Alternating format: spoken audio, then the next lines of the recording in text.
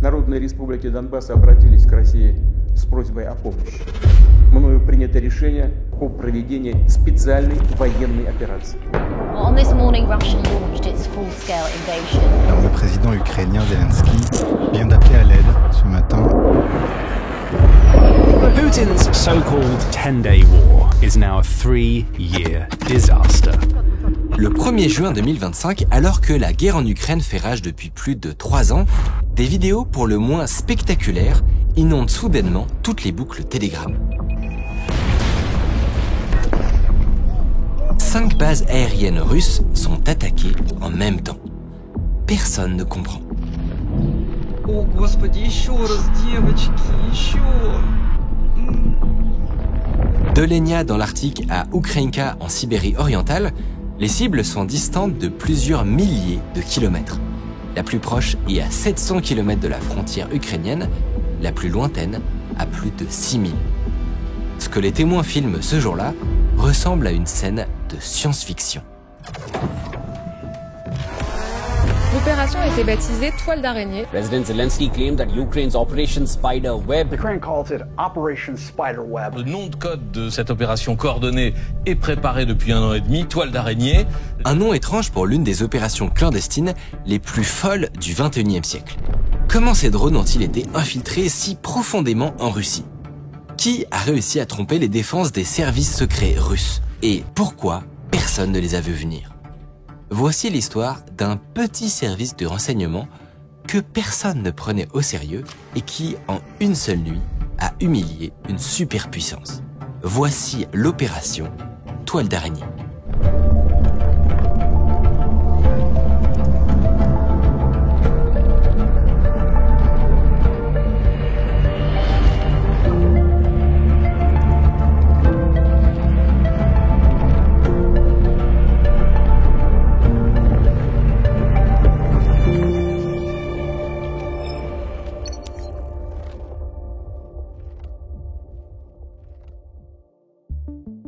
Ce documentaire et toute notre équipe n'est possible que grâce à notre sponsor Odoo. Odoo, c'est un écosystème d'applications qui peut vous intéresser si vous jonglez entre plein d'outils différents pour gérer votre entreprise. Leur approche à eux, elle est radicalement différente. C'est une unique plateforme avec plus de 45 applications qui communiquent entre elles. Au lieu d'avoir un outil pour la facturation, la comptabilité, le CRM ou la gestion de projet, tout est centralisé et automatisé. Le plus intéressant, c'est que la première appli est gratuite à vie et qu'ensuite vous ajoutez les autres quand vous en avez besoin. Plus de 12 millions d'utilisateurs font déjà confiance à Odoo, de la micro-entreprise au grand groupe. Je vous laisse le lien pour tester en description avec notre interview de leur CEO, qui est venu présenter les nouvelles intégrations IA dans leur plateforme. Merci à eux et on reprend. Depuis 3 ans que la guerre a commencé, l'aviation russe fait vivre un enfer permanent aux Ukrainiens. Certaines villes sont pilonnées quotidiennement, pendant des mois, et les gens se couchent tous les soirs avec la hantise d'un nouveau bombardement. Les populations sont à bout. Déjà, il y a les drones, qui arrivent parfois par centaines. Ces drones sont interceptés aux 3/4 par la défense antiaérienne. Ce qui est bien plus destructeur, ce sont les missiles de croisière tirés par les bombardiers. Il y en a rarement plus d'une centaine, mais un seul d'entre eux peut tuer des dizaines de civils. Or, ces missiles arrivent à des vitesses qui approchent les 1000 km/h et sont particulièrement difficiles à intercepter par les Ukrainiens. Alors, quelle option leur reste-t-il pour éviter la destruction de leur ville? En fait, il n'y en a qu'un seul, c'est d'atteindre directement les bombardiers. Détruire un seul de ces avions reviendrait à détruire 15 missiles. Mais c'est même pas le plus intéressant. La plupart de ces bombardiers russes datent de la guerre froide et donc ne sont plus en production depuis 25 ans. Les programmes de construction de nouveaux modèles s'éternisent et la nouvelle génération n'est pas prévue avant 2030. Mais alors, pourquoi les Ukrainiens ne le font pas? En fait, détruire un bombardier, c'est loin d'être simple. On n'est plus à l'époque où les avions larguaient leurs bombes à la verticale. En général, ils tirent leurs missiles depuis l'espace aérien russe ou biélorusse, parfois à plus de 1000 km de leur cible, donc hors de portée de la DCA. Les Ukrainiens ne peuvent pas non plus compter sur leur aviation. Les 3/4 de leurs avions de chasse ont été détruits dès le début de la guerre, et leurs pilotes ne sont pas encore assez formés sur les F-16 fournis par les Alliés. Il ne reste en fait qu'un seul moyen de toucher ces bombardiers, c'est d'utiliser leur talon d'Achille. Ce talon d'Achille, c'est leur temps passé au sol, dans les bases aériennes. C'est un problème qu'ont tous les avions, mais pour les bombardiers, c'est encore plus problématique. Pour ces avions, il existe des accords de surveillance entre les Russes et les Américains. Cet accord contraint ces signataires à garder à découvert leurs avions capables de porter des charges nucléaires, afin qu'ils soient visibles par satellite. Et qui dit visible par satellite, dit aussi particulièrement vulnérable à une attaque aérienne. Ce sont ces mêmes bombardiers qui pilonnent l'Ukraine depuis le début de la guerre. C'est donc une cible idéale pour les stratèges ukrainiens. Mais leur problème, c'est que les bases aériennes sont dans les terres. Et pas n'importe quelle terre.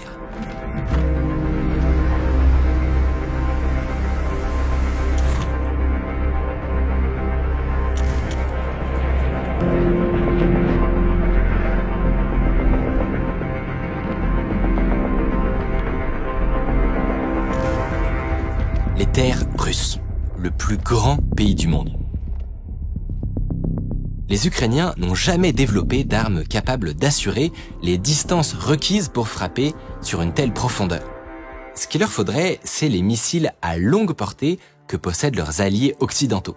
Mais au début de la guerre, les Occidentaux sont formels, ils n'en donneront pas. Ils craignent trop l'escalade avec la Russie.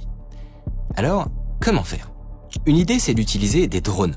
Depuis quelques années, les drones suicides sont devenus l'alternative low cost aux missiles. C'est moins puissant et ça va moins vite, mais ça a d'autres avantages, comme la précision et la possibilité de choisir sa cible jusqu'au dernier moment. Le problème, c'est que trouver des drones en Ukraine au début de la guerre, ça n'est pas si simple. Les Ukrainiens n'ont pas une industrie de drones militaires suffisamment développée. Ils ont un bon savoir-faire, mais ils ont tellement de problèmes de bureaucratie et de corruption que les programmes de développement ont une inertie monstrueuse, au point qu'ils ne produisent pas assez de drones pour alimenter leurs pilotes sur le front.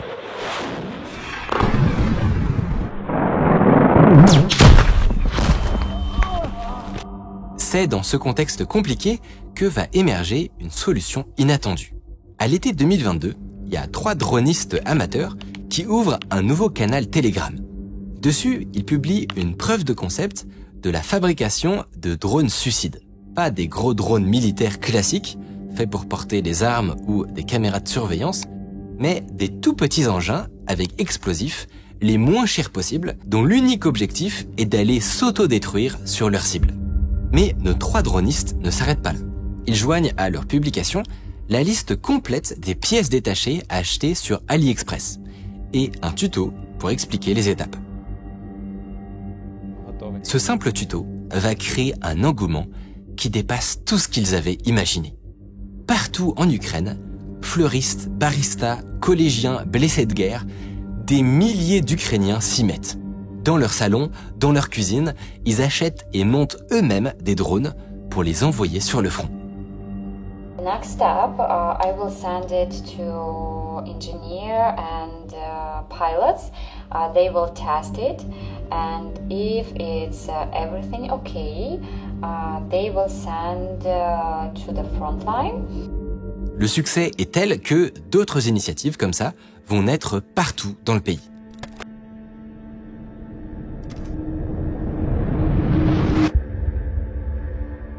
Au bout de 3 ans de guerre, les Ukrainiens ont multiplié par 10 leur production et atteignent le chiffre complètement fou de 200 000 drones produits par mois.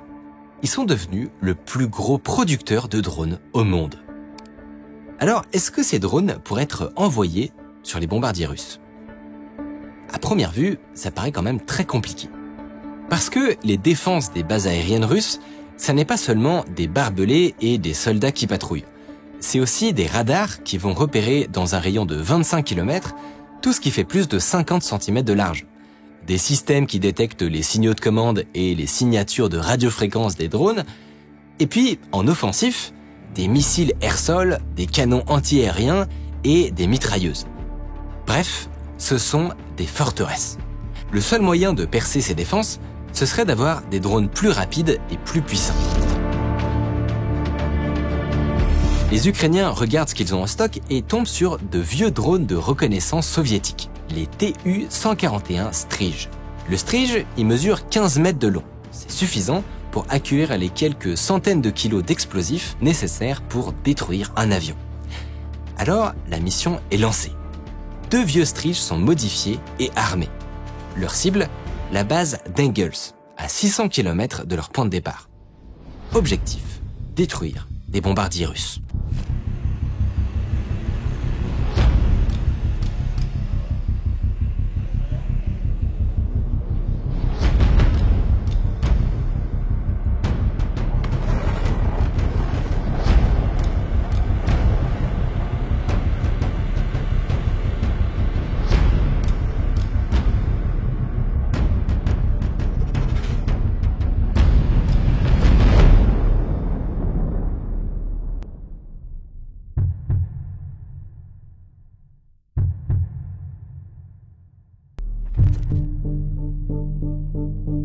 Les drones ont réussi à endommager 2 Tu-95, ceux-là même qui ont l'habitude de bombarder Kiev. Les drones sont évidemment perdus, mais ils ont désormais la preuve que l'idée est bonne.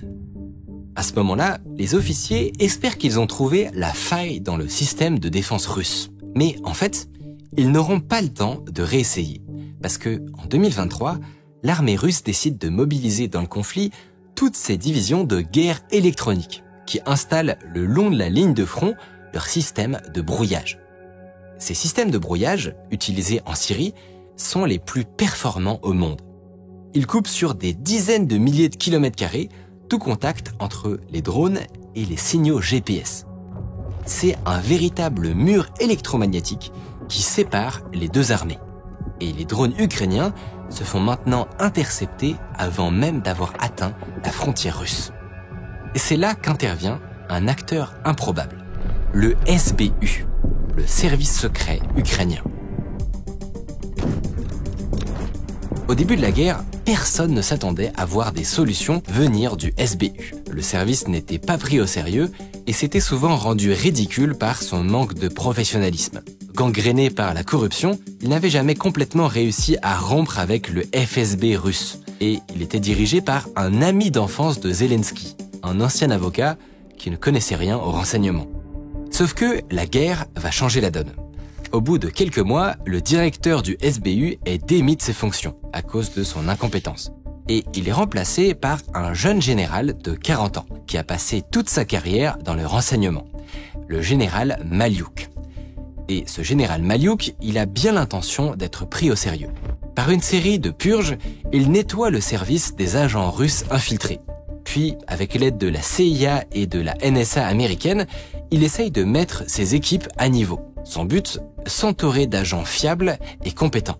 Et ça finit par payer. Avec ses équipes, il connaît plusieurs succès tactiques, notamment dans des attaques coordonnées de drones. Le service gagne en crédibilité.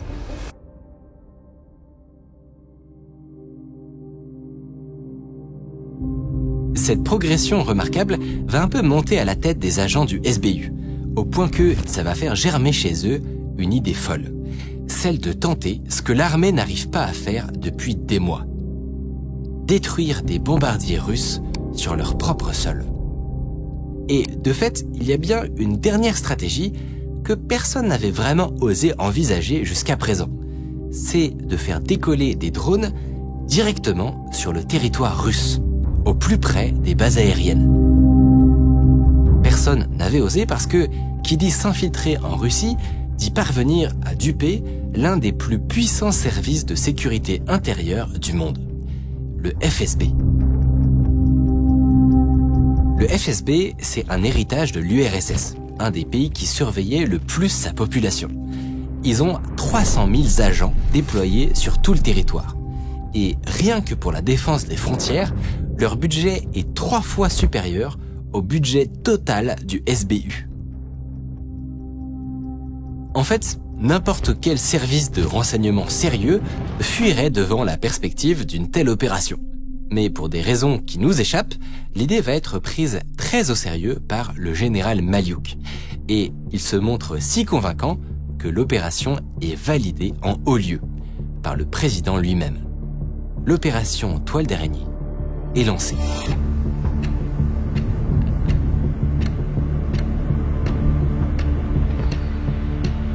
Avec cette opération, Malyouk sait qu'il risque gros. S'il réussit, il montrera à la terre entière que le SBU est devenu un service secret de premier plan. Si ses agents sont démasqués, la propagande russe sautera sur cette occasion de les humilier. Il doit donc préparer chaque détail à la perfection. Pour commencer, Malyouk identifie 5 bases aériennes à cibler.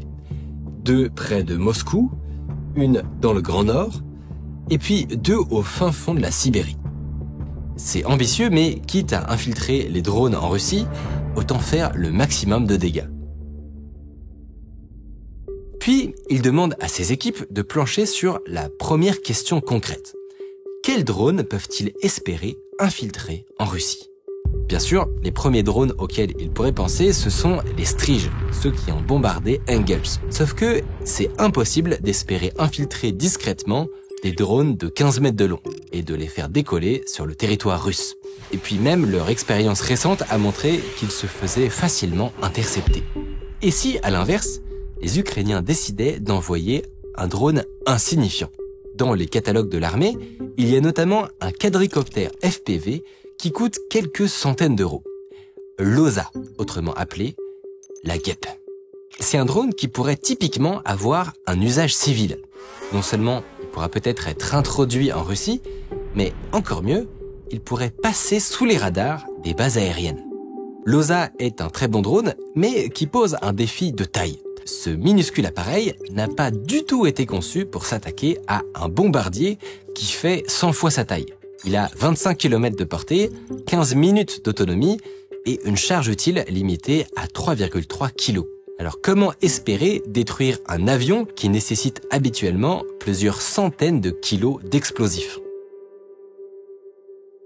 Si vous connaissez le jeu vidéo GTA, vous aurez peut-être une proposition qui a l'air stupide, à savoir viser le réservoir d'essence. Ce qu'on fait dans le jeu pour exploser une voiture avec un sniper. Eh ben, je vais peut-être vous surprendre, mais autant dans le jeu c'est complètement irréaliste, autant là, c'est pas bête du tout. Ce qui est irréaliste dans GTA, c'est que l'essence, tout comme le kérosène, a besoin d'une quantité d'air suffisante pour brûler ou exploser. Contrairement à ce qu'on pourrait croire, le kérosène, ça s'enflamme difficilement dans un réservoir fermé. Il faut suffisamment d'oxygène pour brûler. L'idée des agents du SBU, c'est donc de munir les drones non pas d'une, mais de 2 charges explosives. La première pour percer le blindage du réservoir, et la seconde pour exploser à l'intérieur. Si le drone vise juste, tout l'avion devrait prendre feu. Et c'est justement là le second défi. Déjà, pour espérer viser juste, il faut pouvoir piloter correctement le drone à distance. Et rien que ça, c'est pas gagné. En fait, les Ukrainiens ont l'habitude de piloter leurs drones à l'aide du réseau Starlink. Parce que, depuis le début de la guerre, la plupart des infrastructures ont été démolies par les bombardements russes. Donc les Ukrainiens avaient presque plus de réseau Internet. Ils ont donc obtenu de SpaceX d'activer Starlink sur le territoire ukrainien pour un usage civil. Bien sûr, ce réseau va presque avoir immédiatement un usage militaire. Les Ukrainiens l'utilisent pour leur communication sur le champ de bataille et ajoutent des terminaux Starlink à leurs drones. Ils vont même aller plus loin et demander à SpaceX d'étendre la couverture sur les zones occupées de la Russie pour mener leurs attaques. Sauf que cette fois, Elon Musk dit non.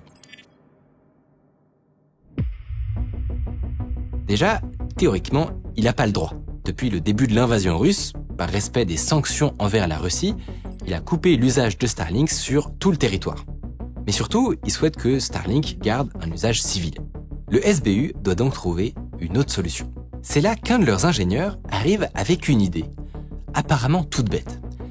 Pourquoi ne pas tout simplement utiliser le réseau 4G russe ?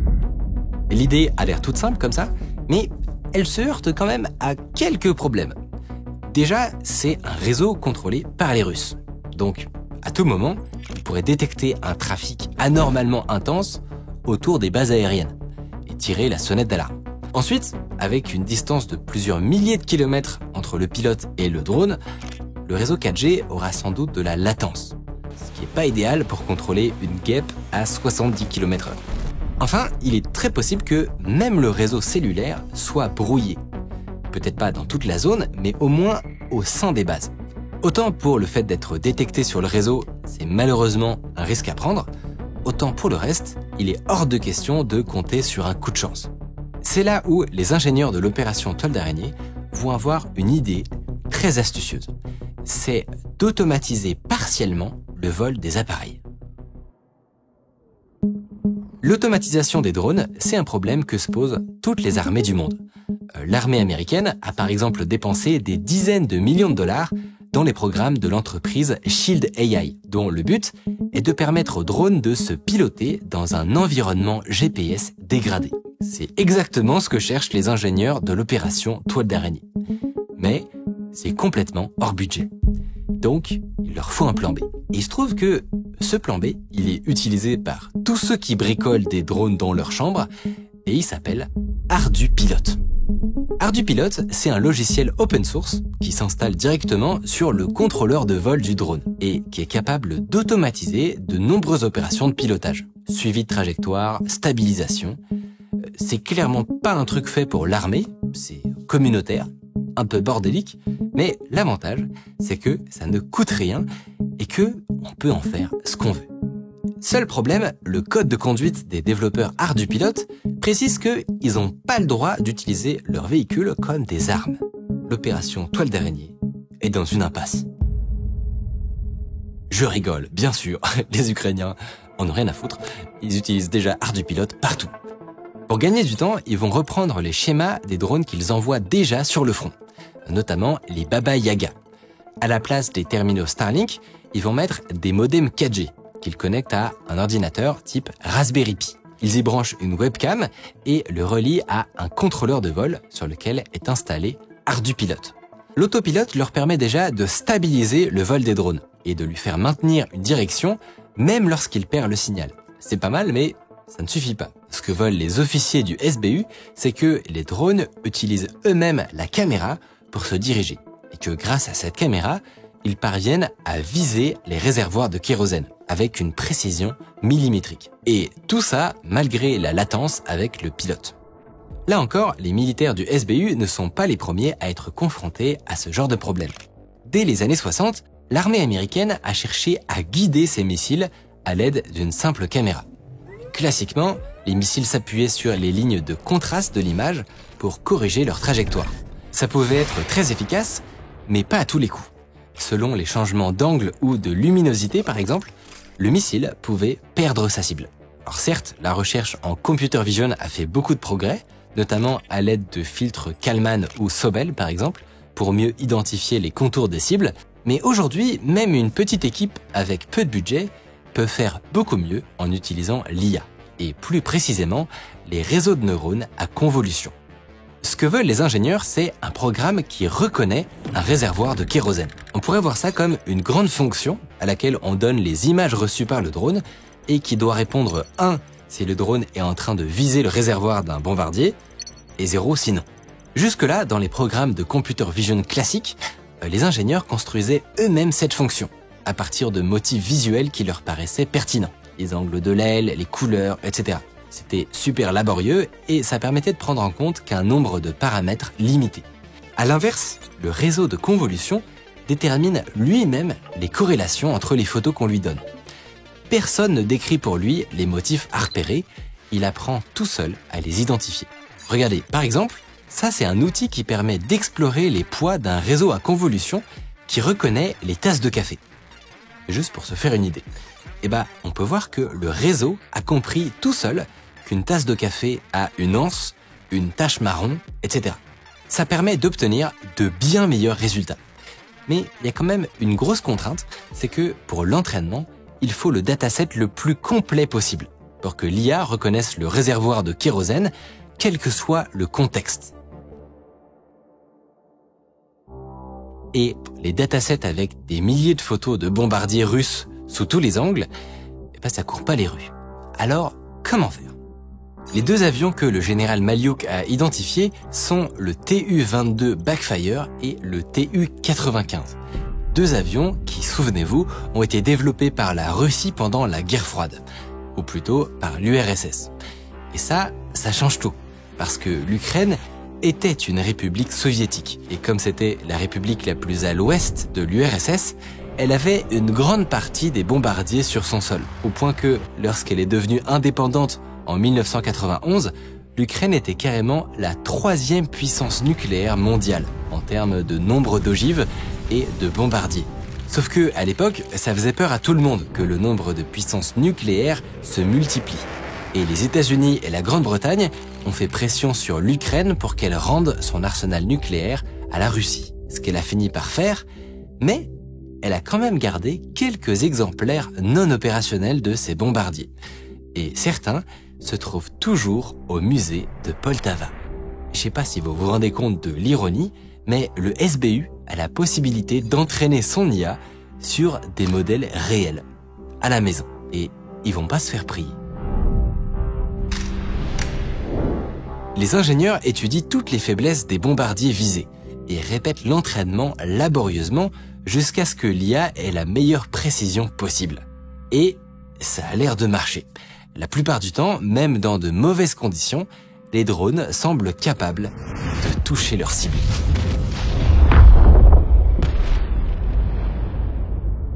Maintenant que les drones sont opérationnels, il reste encore le plus important, la mission d'infiltration. Cette partie de l'opération est cruciale parce que non seulement les OSA ne peuvent pas voler sur plus de 25 bornes, mais plus ils décollent près des bases, plus ils ont de chances de passer sous les radars. Sauf que c'est pas seulement la partie la plus importante de l'opération, c'est surtout la partie la plus risquée. Il faut infiltrer secrètement une armée de drones kamikazes à des milliers de kilomètres de Kiev, dans le pays le plus dangereux du monde pour un agent ukrainien. D'autant plus que la Russie a connu de nombreux attentats depuis le début de la guerre. Et donc que le FSB et les polices sont particulièrement à cran. Pour des raisons évidentes, c'est une partie de l'opération sur laquelle on n'a que peu de détails.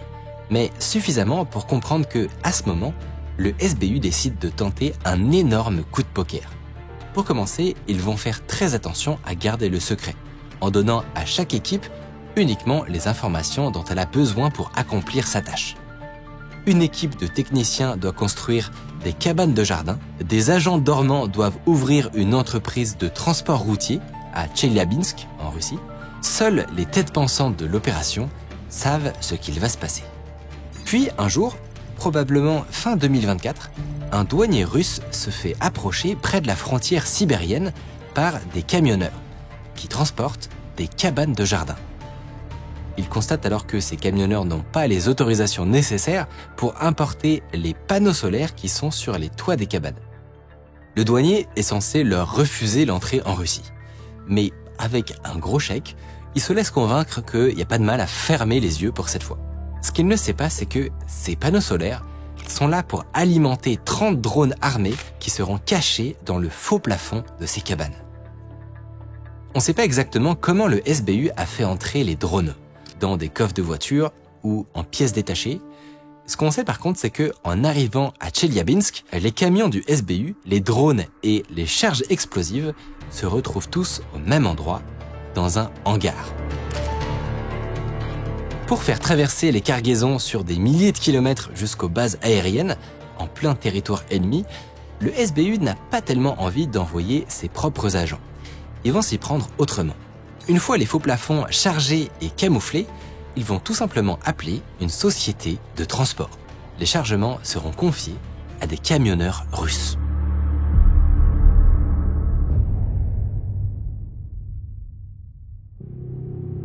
Les camionneurs ignorent évidemment le contenu réel de leur chargement. Ils ignorent aussi que la date de livraison qu'on leur a donnée, le 1er juin, correspond au jour où, en 1994, les Ukrainiens ont dû rendre leurs bombardiers à la Russie. Mais ce qu'ils ignorent surtout, c'est que les lieux auxquels on leur a demandé d'apporter leur chargement sont chacun à environ 8 km d'une base aérienne russe. Au mois de mai 2025, l'excitation au SBU commence à monter. Pour l'instant, tout s'est déroulé sans accroc. Le général Maliouk peut maintenant se concentrer sur le jour de l'attaque. Il recrute les meilleurs pilotes de l'armée ukrainienne et les briefe sur leur mission. Il y a 117 drones embarqués dans 5 camions. Ces camions seront positionnés à 8 km d'une des 5 bases aériennes russes visées. Olenia, Ivanovo, Diaghilevo, Baleya et Ukrainka. Les drones ont chacun une double charge explosive de quelques centaines de grammes.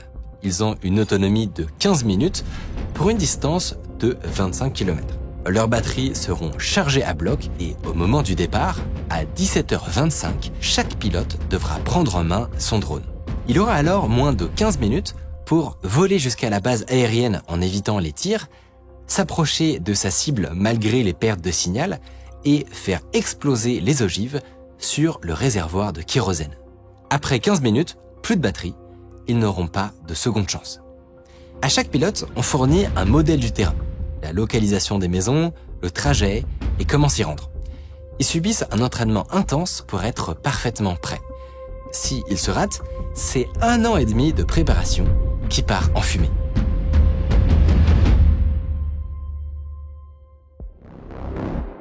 Fin mai, les camions quittent Tcheliabinsk. Le 28, les agents ukrainiens quittent la ville à leur tour pour le Kazakhstan. Le 1er juin, à 5h du matin, tous les pilotes sont rassemblés dans le centre de commandement de l'opération. Leur chef leur retire leur téléphone portable pour la journée et chaque pilote s'installe à son poste. Désormais, il n'y a plus que eux et la cible. À 17h25, sur le toit des camions, les panneaux solaires des maisons se lèvent les uns après les autres. L'attaque peut commencer. Près d'Olenia et Baleya, une nuée de drones sort des toits des camions. Sur un des camions, des citoyens russes montent pour détruire les drones à l'aide de cailloux. Mais c'est trop tard. Les drones volent déjà vers les bases aériennes qui ne sont plus qu'à quelques kilomètres. Là, une mauvaise nouvelle arrive des drones de la base d'Ukrainka. Le camion, qui avait atteint le fin fond de la Sibérie, a subitement explosé à cause du dispositif d'autodestruction. Peu importe, sur les autres, les drones restent concentrés sur leur mission. Ils approchent des bases aériennes et s'apprêtent à passer les systèmes de défense rapprochés. À la base de Diaghilevo, les drones vont malheureusement être repérés et sont abattus. Il ne reste donc plus que 3 bases. Et là, pour le coup, à Olenia et Baleya, les pilotes n'en croient pas leurs yeux. Ils ont réussi à pénétrer l'enceinte de la base. Devant eux, les Tu-95, armés, remplis de kérosène, prêts à décoller vers l'Ukraine.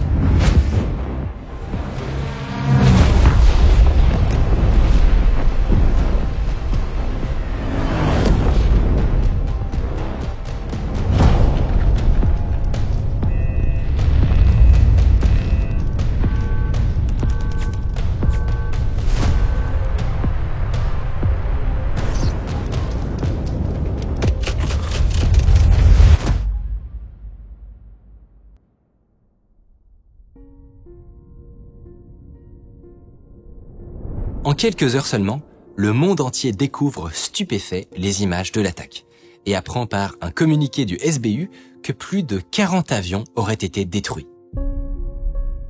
Sur le coup, ça paraît tellement énorme que les commentateurs sont sceptiques. Est-ce que ce serait pas juste un gros coup de com' de la propagande ukrainienne? Sauf que, très vite, les preuves s'accumulent.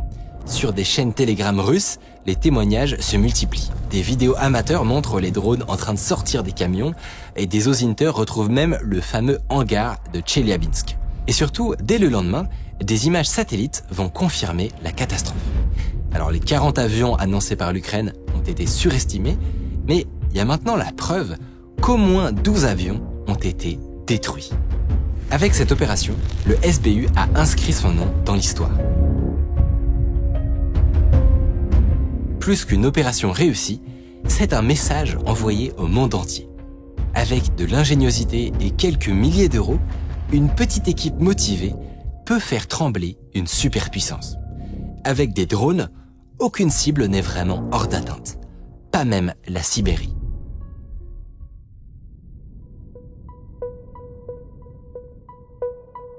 Suite à ce coup d'éclat, l'euphorie gagne l'Ukraine. Mais en temps de guerre, l'euphorie, hélas, ne dure jamais longtemps. Malgré les pertes réelles et l'humiliation infligée à leurs ennemis, les bombardements reprennent de plus belle. La guerre est loin d'être terminée.